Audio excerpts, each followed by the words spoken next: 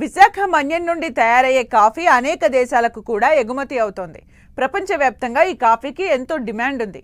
దానికి ఉన్న గ్లామర్ కూడా ఎక్కువే. దానికి తోడు ఈ కాఫీ రేటు కూడా ఎక్కువే. మన్యంలో దొరికే కాఫీకి ఉన్న క్రేజ్ అలాంటిది మరి.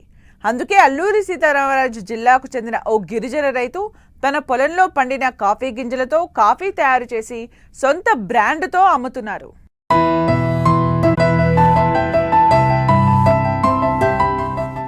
అల్లూరి సీతారామరాజు జిల్లా చింతపల్లి ఏజెన్సీ ప్రాంతాల్లో కాఫీ తయారీ సహజ పద్ధతుల్లో జరుగుతుంది. పండిన ఎరుపు రంగు కాఫీ పండ్లను సేకరించి పల్పింగ్ ద్వారా గింజలను వేరు చేస్తారు. ఆపైన గింజలను ఎండబెట్టి రోస్టింగ్ చేసి మెత్తగా పొడి చేస్తారు. ఇక్కడ సేంద్రియ పద్ధతిలో నాణ్యమైన కాఫీని ఎక్కువగా ఉత్పత్తి చేస్తారు. ఇలా చేస్తున్న వారిలో గొందిపాకల గ్రామానికి చెందిన గిరిజన రైతు కుశలవుడు ఒకరు. తన తోటలో పండిన కాఫీ గింజలతో పాటు చుట్టుపక్కల రైతుల వద్ద కొనుగోలు చేసి కాఫీ తయారు చేసి సొంత బ్రాండ్పై అమ్మకాలు చేస్తున్నారు.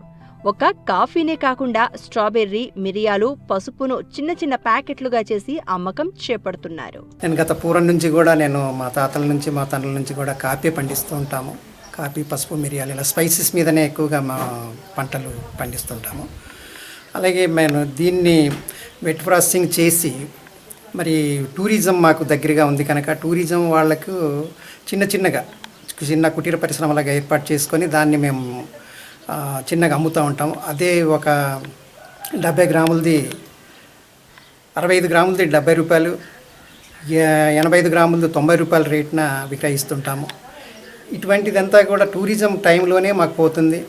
అంటే ఇక్కడ మనకు ప్రాసెసింగ్ చేసే యూనిట్స్ లేవు కనుక కిందనే ఒక ఫ్రెండ్ దగ్గర చేయించుకొని ఒక బ్రాండ్గా coffee of Kushalavudu, coffee of Anasuya, దింస, వనవాసి అనే ఈ ప్రాంతానికి సరిపడ్డ పేర్లతో చిన్నగా విక్రయిస్తూ ఉంటాము. ఈ కాఫీ అంతా కూడా మరి ప్రాసెసింగ్ చేయడానికి కిందకే తీసుకెళ్ళి నా దగ్గర యూనిట్స్ లేవు కనుక కిందకే మా ఫ్రెండ్ దగ్గర పంపించుకొని తీసుకువచ్చి ప్యాకింగ్ చేసి ఇక్కడ అమ్ముతూ ఉంటాము. ఇలాగా మరి ఆన్లైన్లో కూడా టిన్ను కూడా అందులో చిన్నగా తయారు చేసి కింద వాళ్ళకి కింద మైదాన మరి కన్జ్యూమర్స్కి అక్కడ అమ్ముతూ ఉంటాము. దాంతో ఈ పెద్ద ప్యాకెట్స్ కూడా కిందనే అమ్ముతామండి.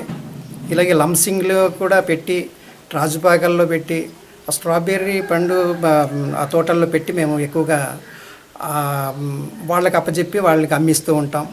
ఈ రకంగా మాకు స్ట్రాబెర్రీతో పాటు మిగతా ఫలపుష్పాలు, పళ్ళ జాతులన్నీ వాటితో ఉండడంతో రైతు అక్కడ నుంచి వచ్చినట్టు మైదాన ప్రాంతం నుంచి వచ్చినటువంటి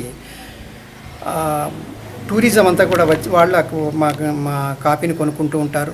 ఇప్పుడు ప్రాసెసింగ్ చేసేటప్పుడు మొదటి నుంచి పార్చ్మెంట్ రకాన్ని మరి మేము వాష్ చేసి వాసుడు కాఫీగా కాఫీ ఆఫ్ కుశలవుడు అనే పేరు పెట్టుకున్నాం. అది క్లీన్ కాఫీ, నంబర్ 1 కాఫీ.